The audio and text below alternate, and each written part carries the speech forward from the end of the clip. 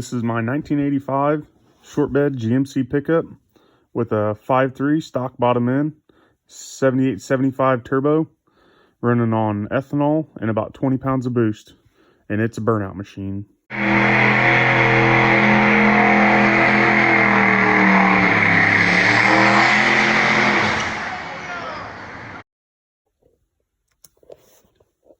So here's where it looks like my fucking turbo ate a Smurf from my colored smoke burnout tires.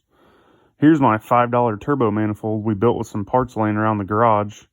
We're getting ready to pull the top end of the engine off for suspected head gasket failure, which we later discover. We're going to send the heads off to a machine shop to put on our next project we're going to introduce in the next couple weeks.